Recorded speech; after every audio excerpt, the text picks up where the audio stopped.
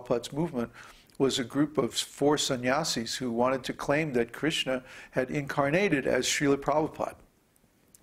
And Prabhupada, of course, put a stop to that very quickly. You know, it's not a good thing to speculate or guess about who is the incarnation of the Lord. We have to take it from the scriptures.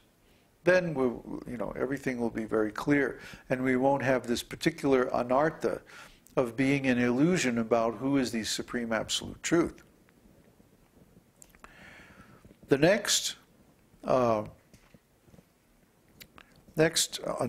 class of anarthas among the Svarupa Brahma, is called Sadhya Sadhana Tattva Brahma.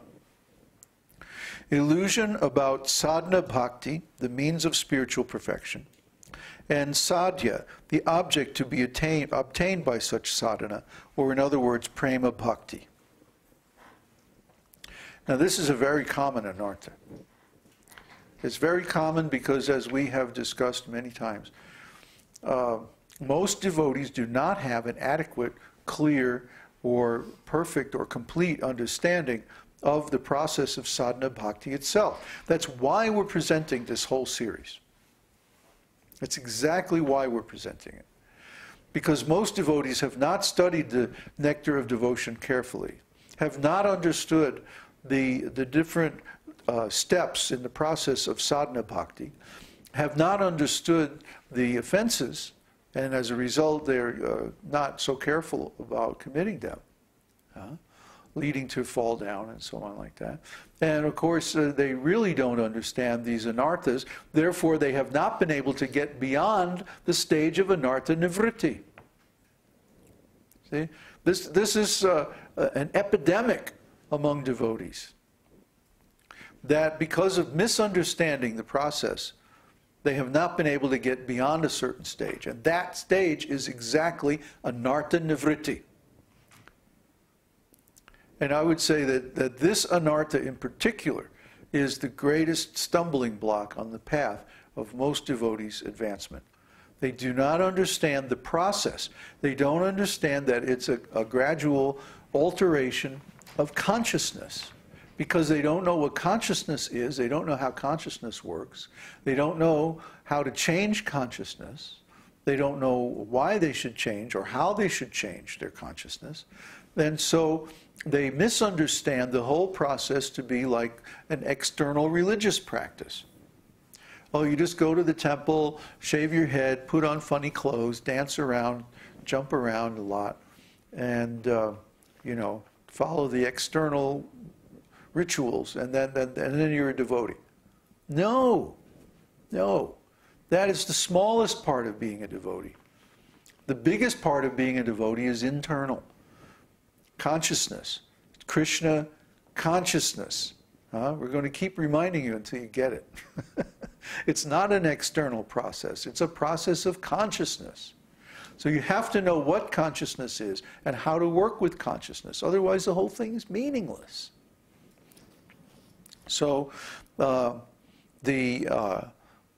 sadhana tattva brahma is one part, but then the sadhya tattva brahma is the other part. What is the objective? The means is the sadhana. The objective is the sadhya. So we must be clear about the objective of devotional service. Or why are we doing all these activities? Just to get some pious activities? Just to overcome our material problems? Just to get some mystic powers? Or just to become one with God? Why are we doing all this sadhana? None of the above. The purpose of our sadhana is to develop love. Love of Krishna. Ecstatic love. Prema. Pure love. Not contaminated by any material consideration or quality. That's prema. Prema bhakti. Pure devotional service. That's the actual sadhya, the actual aim of this process.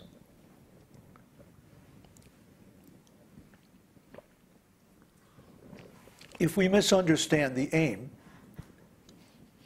then the danger is that we will desire something wrong. Just like last night we were talking about how devotional service is a desire tree. Whatever we desire, if we approach Krishna through devotional service, Krishna will give us that desire. And if we desire something other than prema bhakti, we'll get that, but we won't get prema. The example is Dhruva Maharaj. Dhruva Maharaj was cheated out of his father's kingdom. And so he decided to approach the Lord for relief. So he sat down and he started doing sadhana with the desire. Of course, he was only a five-year-old boy. So what can you expect? But still, he sat down with the desire to attain his father's kingdom. And he performed devotional service, and he finally saw the Lord face to face. So then the Lord said, I give you the benediction that you will attain your father's kingdom.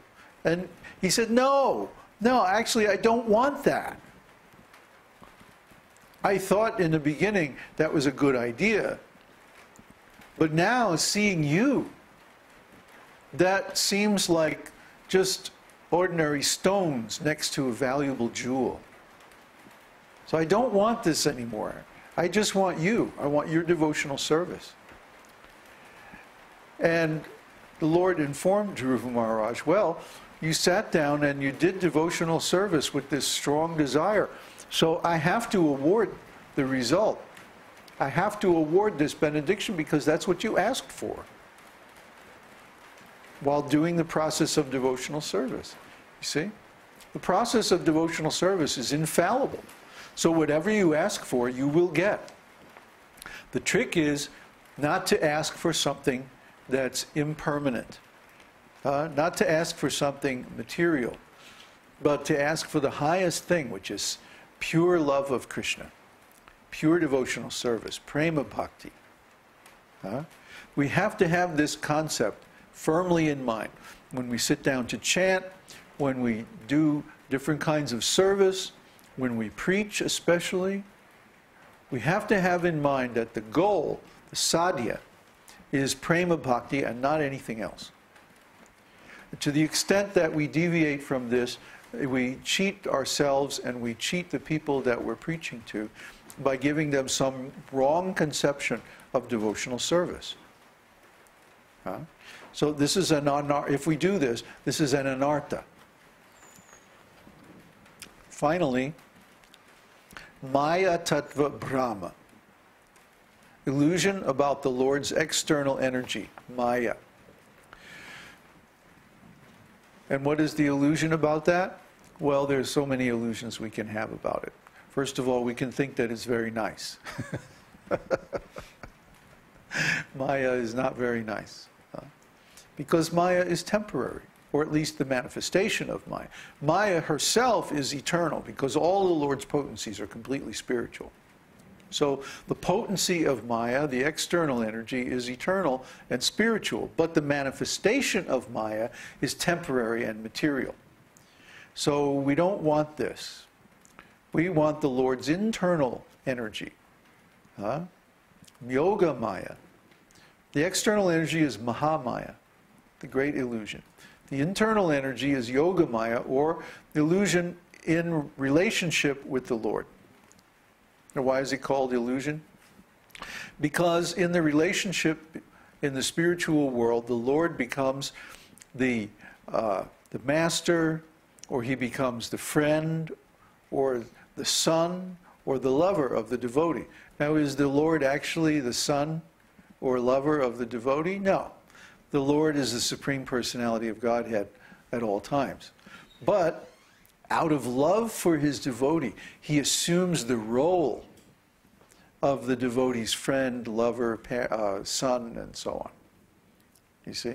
So this is an illusion. But it's an illusion in relationship with the Lord, which is yoga. Yoga means to have our consciousness in relation with the Supreme Consciousness. So when we are in relationship with the Lord, this is yoga. Yoga Maya. In a sense, it's an illusion, but because it's eternal, it's real. So that's the kind of relationship we want, not Mahamaya relationship. Mahamaya always means temporary. We don't want that kind of relationship.